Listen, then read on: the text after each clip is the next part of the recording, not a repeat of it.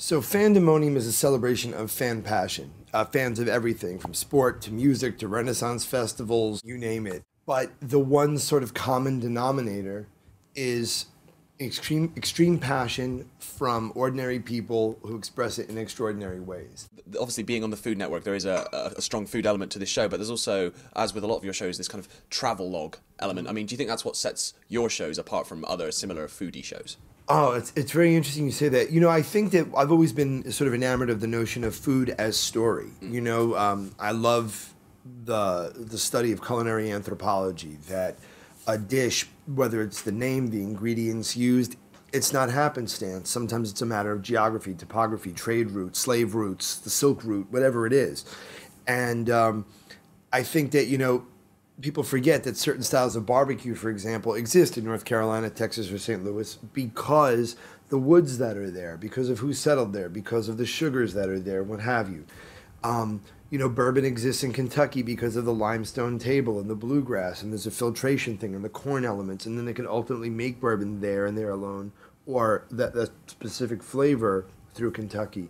So I think there is that element of food as story, but also, quite frankly, you're not going to necessarily find emulsions and foams, gas streaks, terrines, and subi and whatever. You're not going to find that very much on my shows, though you will find food with tremendous culinary merit. You won't find that sort of inside, very chefy type food. You'll find the food you want to eat. Now, Fandemonium explores people's fandoms and obsessions. So what are you a fan of, and what are your obsessions? Wow. Well, obviously, I think these lovely ladies here from Food Network have been subject to me talking footy with every single person from London, and thank you guys. And but you know, I love the Premiership, but I also love La Liga and Bundesliga, Eredivisie, SPL. I mean, I love the game.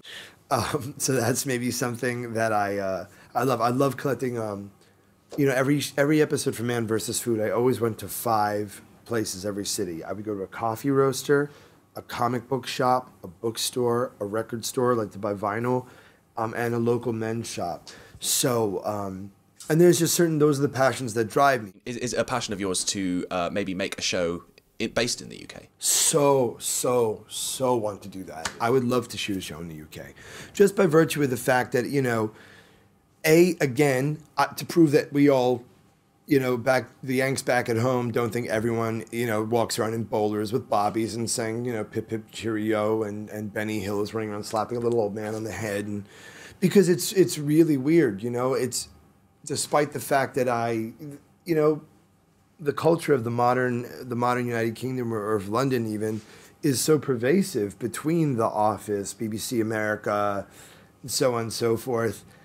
So I would love to sort of take this sort of somewhat maybe aggressive, loud American sensibility I bring, because I'm always like, I had no idea when we were first put up at this lovely hotel here in Soho that, you know, there's a Chinatown right here that is phenomenal food that can stand toe-to-toe with Chinese food in San Francisco or New York.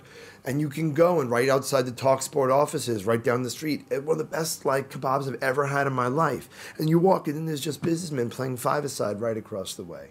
And I just think that there's so many wonderful elements that perhaps as a native, you know, we just talked while we were setting up the camera, this window, the architecture out this window, that people who clean this hotel, people who even live in that building may not be aware of just how beautiful the rooftops are here.